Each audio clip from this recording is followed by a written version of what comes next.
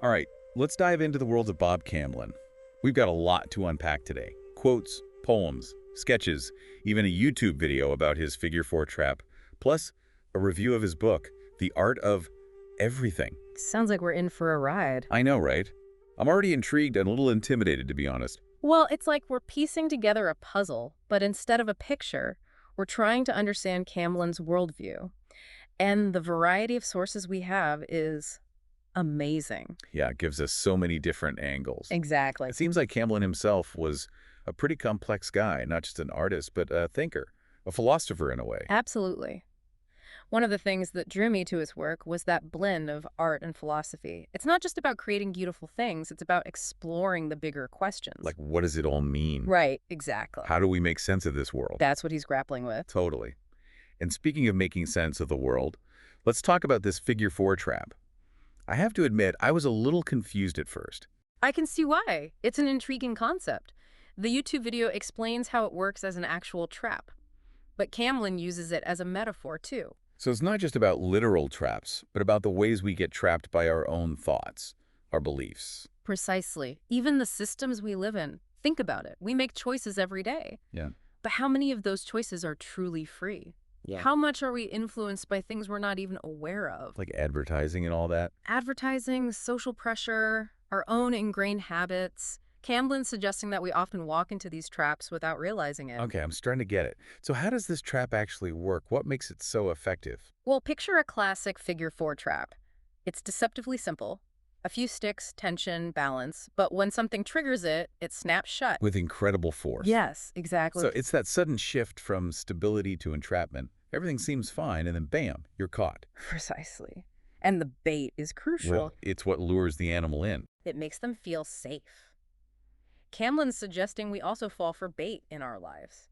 The promise of success, the desire for approval, even the fear of failure. These things can trap us in patterns that ultimately don't serve us. Wow, that's a powerful image. And I'm starting to see how this trap idea connects to some of his quotes. Like, he who controls others may be powerful, but he who has mastered himself is mightier still. That's a great one.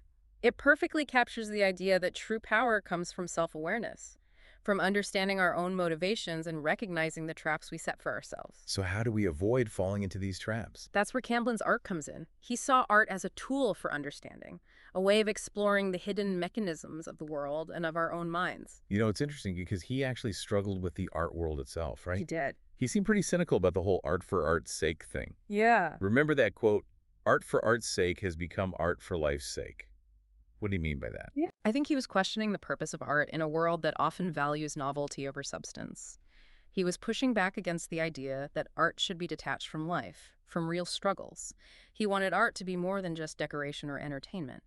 He wanted it to be a tool for survival, for navigating the traps and illusions of the modern world. Okay, I can see that. But he also struggled with being accepted by that same art world he was critiquing. He did. Like there's that other quote where he talks about the pressure to create something unique in its intimacy, but also solid enough to not be dismissed.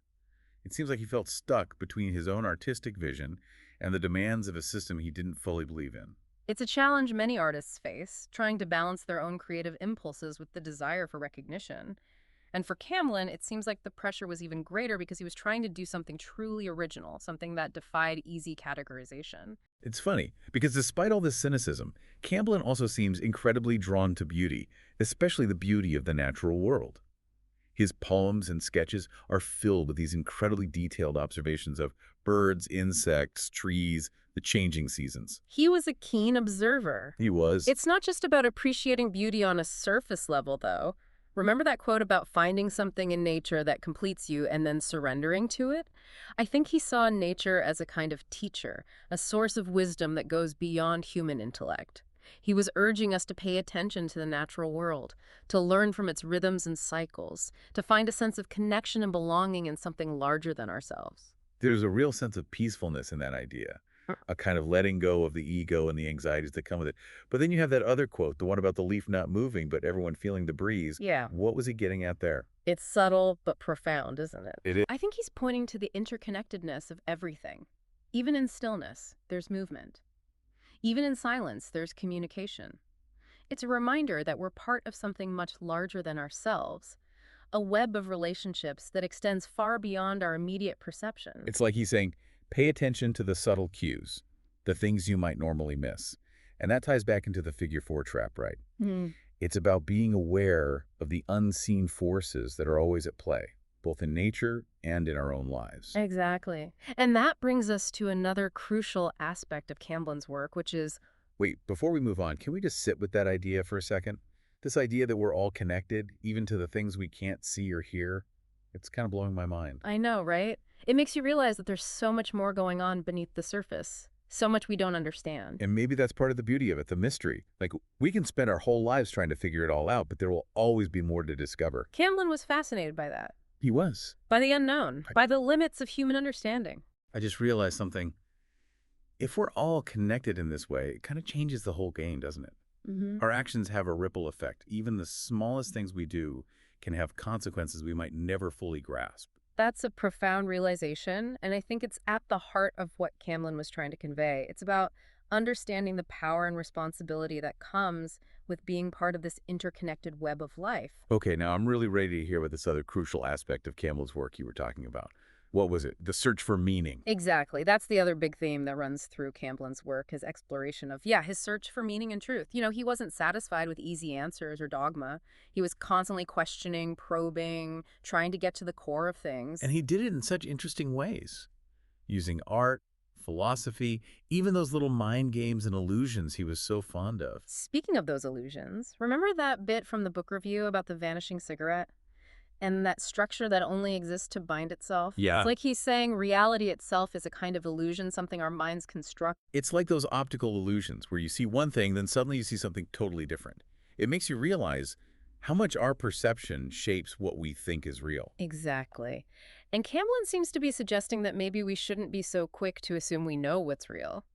He was fascinated by Zen philosophy, which emphasizes direct experience and intuition over intellectual analysis. Oh, you mean like beginner's mind? That idea of approaching things with a sense of openness and curiosity, like you're seeing them for the first time. Exactly. It's about letting go of our preconceived notions and allowing ourselves to be surprised by what we discover. And I think that's why he loved nature so much. Nature is constantly changing, evolving, defying our attempts to pin it down. That's a great point. And there's that amazing quote where he compares the experience of looking directly at a scratch on your cornea to the deception of real seeing.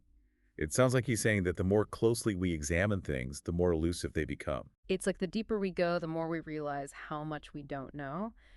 And I think that's both humbling and exciting. It means there's always more to discover, more to learn. So how does this idea of real seeing connect to his art? It seems like he really struggled with the way the art world often focuses on shock value and recognition instead of contemplation. Yeah, it's interesting, isn't it? Remember that quote where he compares art critics to a legless man who teaches running? It's a pretty harsh critique, but I think he was getting at something important. He felt like the art world had become too focused on trends and superficiality, that it had lost sight of the deeper purpose of art. Or it was. To help us see the world differently, to connect with something larger than ourselves, to make sense of the chaos and find meaning in the mundane. And maybe even to break free from those figure four traps we keep falling into. Absolutely. Art can be a powerful tool for self-discovery and liberation, but it's not a passive process. It requires engagement, contemplation, a willingness to be challenged and transformed. You know, that reminds me of another thing that really struck me about Camblin, his emphasis on nonverbal communication. He talks about drawing, music, reading, even nature itself, as ways of communicating that go beyond the limitations of language. That's such an important point. It's like he's saying there are other ways of knowing, other ways of connecting with the world and with each other that don't rely on words. And it seems like he thought these nonverbal forms of communication were actually more powerful in some ways. Remember that quote where he talks about how when we're engaged in activities like drawing or reading, our rational minds might be kind of zoned out, but there's this other part of our mind, that Zen mind, that's actually making connections, having insights. It's that state of flow where the conscious mind steps aside and allows intuition and creativity to take over. Camblin seemed to believe that's where the real magic happens, where we tap into a deeper level of understanding. It's fascinating because he even talks about resisting learning in the traditional sense. Like he says, learn to fail, learn to relax, learn to feel, learn how to really think. What do you make of that? I think he's challenging us to move beyond rote memorization and intellectual analysis, and to tap into a more intuitive, experiential way of knowing. He was all about direct experience, wasn't he? It seems like that was a core principle for him, whether he was talking about art, nature, or Zen philosophy. It was the key to unlocking the real seeing he was talking about. You can't truly understand something just by reading about it or hearing someone else describe it. You have to live it, feel it, internalize it. And maybe even fail at it a few times along the way. Definitely. Embracing failure is part of the process. It's how we learn and grow. Speaking of failure, Camblin clearly wasn't afraid to go against the grain, to challenge conventional wisdom. Remember that quote where he talks about how we know what the standard sign against the sunset means, but knowledge can't actually educate us about it? Yeah. He says the feeling cannot be transferred except by experience. It's a powerful statement about the limitations of language and the importance of direct experience. And it makes me think about another one of his quotes. If you argue, or if you agree, you may learn, but you do not communicate. What was he getting at there? I think he was saying that true communication requires something more than just an exchange of information. It requires a willingness to listen deeply, to empathize, to understand another person's perspective, even if it's different from our own. It's about connecting on a deeper level, isn't it? Building bridges instead of walls, which is probably why he was so wary of dogma and rigid belief systems. Exactly. He saw the search for truth as an ongoing process, a journey that requires humility, open-mindedness, and a willingness to embrace uncertainty. It's almost like he's saying that the more certain we are about something, the less likely we are to truly understand it. That's a really interesting thought. And it makes me wonder, what did Camblin think about the idea of truth itself? Was there such a thing as absolute truth for him? Or was it always something fluid, something that changes depending on our perspective? That's a great question. And you know what? There's a quote that might shed some light on that. It's, see the universe as finite and steady state, or more of the same at a higher order, or all-at-once solipsists aren't crazy, they just misunderstand. Whoa, that's a lot to unpack. It is. It's classic Camblin, though, right? Packing a whole philosophy into one sentence. So what's he actually saying? To me, it sounds like he's saying there are many ways to see the universe, finite, infinite, even that solipsist view that only one's mind exists. And he's not saying any one view is wrong. Exactly. It's all about perspective. Camblin was all about keeping an open mind. He wanted us to question everything, even our own perceptions of reality. That's what makes his work so challenging, but so rewarding. He's not giving us easy answers. He makes you think for yourself, wrestle with the big questions, find your own truth. And he does it with a sense of humor, which I love. Oh, absolutely. There's a real playfulness in his work, a twinkle in his eye, even when he's talking about the most serious stuff, like that quote, "When understood, all truth is funny." I love that one. It's like he's saying, once you let go of the need to be right, once you embrace the mystery and paradox of existence, everything becomes a little lighter, a little more fun. I think that's such an important message, especially today, when it seems like everyone's so certain about everything. Totally. We could all use a little more Camblin in our lives. A reminder to not take ourselves so seriously, to be open to new ideas, to find the joy in it all. You know, it's interesting to think about how this connects back to the figure 4 trap.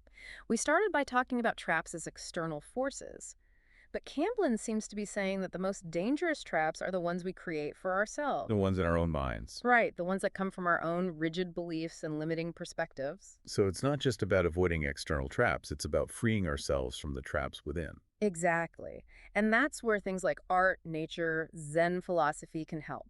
They can help us loosen those mental traps, see new possibilities, and see the world with fresh eyes. There's that line from the YouTube video that really stuck with me.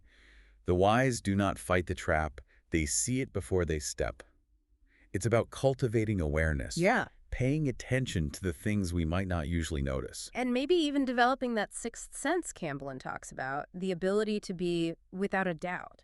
Not about arrogance, but about a deep inner knowing. Which lets us move through the world with more clarity. And purpose. And to create something beautiful and meaningful along the way. Exactly. Remember that quote from the book review. This book is a conversation between art and philosophy, a journey into the absurd, the profound, and the overlooked mechanics of life, told through sketches, traps, tricks, and talismans of meaning. Yeah, that sums it up perfectly. I think it really captures the essence of Camblin's work. It's been quite a journey exploring his world, full of twists and turns, unexpected insights, and a lot of laughter. Yeah, Definitely feel like we've only just scratched the surface. There's always more to uncover with Camblin. Yeah. He was a master at leaving us with more questions than answers, which I think was the point all along. I think so. He wanted us to keep thinking, keep exploring, keep searching for our own truth. And having fun along the way. So what's your biggest takeaway from this deep dive? What will you be pondering on your own? For me, it's that idea of real seeing. How can I cultivate that kind of awareness in my own life? How can I see beyond the surface, beyond my own preconceptions, and really connect with the world around me? That's a good one. Yeah. For me, I think it's that quote about all truth being funny when understood. It's a reminder to not take things too seriously, to find the humor, and to never stop questioning. What about you out there listening? What will you take away from our deep dive into the world of Bob Camblin? What will you explore further? What truth will you discover that makes you laugh? We hope you enjoyed this episode, and we'll catch you next time for another deep dive.